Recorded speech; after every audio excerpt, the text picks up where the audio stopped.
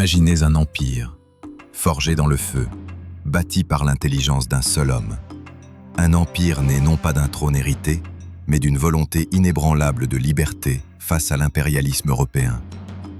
Voici l'histoire de Samori Touré, l'ultime rempart d'Afrique de l'Ouest, le dernier empereur, le Napoléon noir de la savane.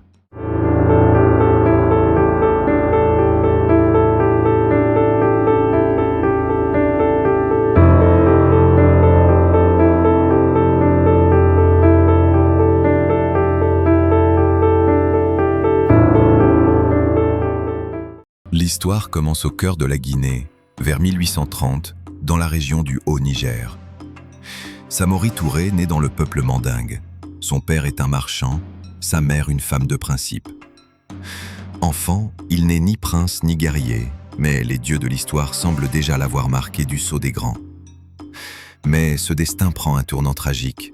Alors qu'il n'est encore qu'adolescent, sa mère est capturée par un chef de guerre local, Séré Bourlaye, et réduite en esclavage.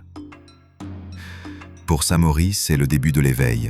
Il ne suppliera pas, il ne se résignera pas, il s'engagera.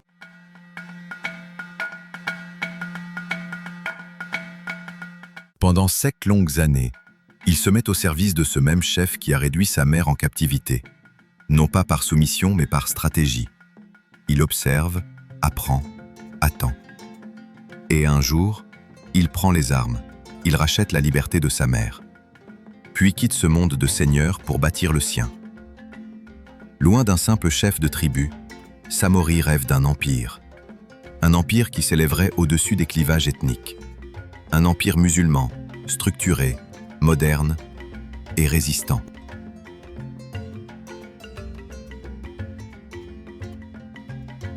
Dans les années 1860, Samori commence à étendre son influence. Il réunit des clans, fédère des villages, fonde une armée permanente. Une innovation rare à l'époque. Des cavaliers, des fantassins, des éclaireurs, tous entraînés, disciplinés, fanatisés par l'idée d'un empire mandingue affranchi. Son état s'étend, et bientôt, il fonde la capitale, Bissandougou. Mais ce qui rend Samori unique, c'est sa vision.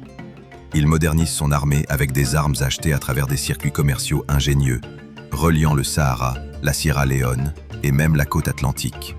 Il traite avec les Européens, non comme un vassal, mais comme un souverain. C'est un diplomate autant qu'un stratège.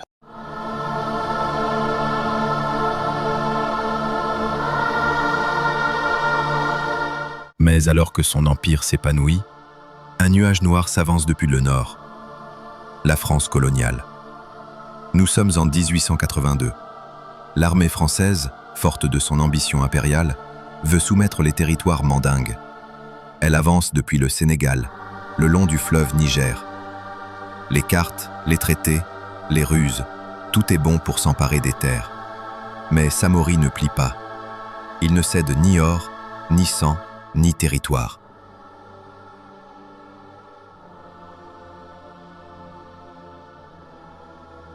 Alors commence une guerre sans merci, qui durera près de 20 ans. Une guerre faite d'embuscades, de sièges, de mouvements éclairs dans la brousse. Samori applique une tactique redoutable, la terre brûlée. Lorsque les Français s'approchent d'une ville, il ordonne l'évacuation et la destruction des vivres. « Vous ne posséderez que des cendres », disait-il. Face aux fusils Lebel, Samori riposte avec des fusils Winchester obtenus par les ports clandestins. Il apprend même à forger des munitions. À plusieurs reprises, il inflige de lourdes défaites aux colonnes françaises.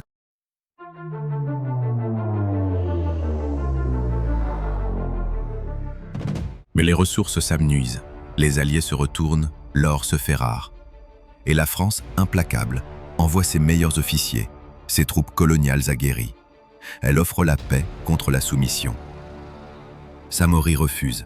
Il ne veut pas être roi sous tutelle, il veut être empereur libre.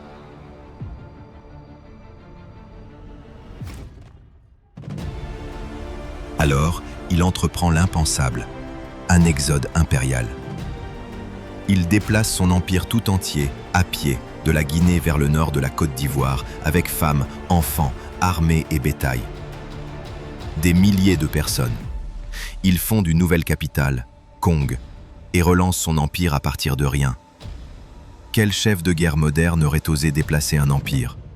Samori, lui, n'était pas un chef moderne. Il était hors du temps.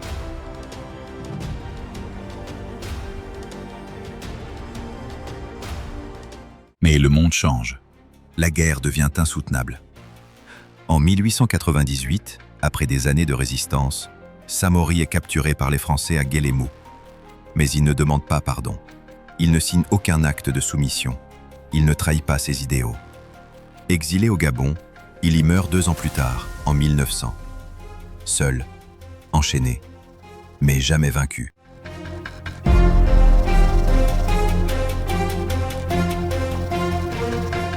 Aujourd'hui encore, le nom de Samori Touré résonne dans toute l'Afrique de l'Ouest. Pas comme un roi déchu, mais comme une légende. Un homme qui a défié un empire. Un bâtisseur qui a pensé la nation avant l'heure. Un chef qui a su unir, protéger et résister. Samori Touré, c'était plus qu'un empereur. C'était une muraille vivante contre la colonisation, un esprit libre dans un monde de chaînes.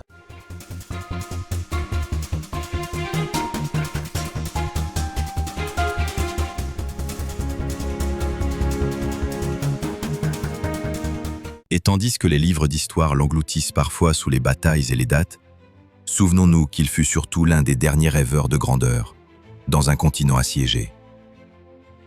L'Afrique n'a pas vu sa fin. Elle a vu en Samori la preuve qu'elle savait se battre, qu'elle savait dire non, qu'elle savait rêver empire.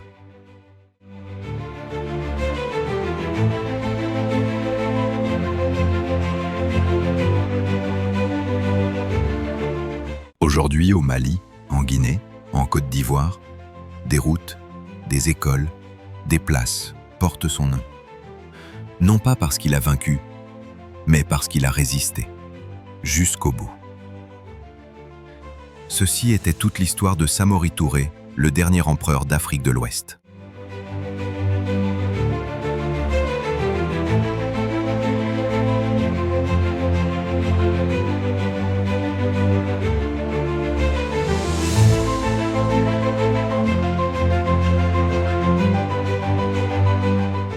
Si cette histoire t'a captivé, abonne-toi à Terre de Mémoire. Chaque semaine, découvre avec nous les civilisations, les rois et les révolutions qui ont changé le monde.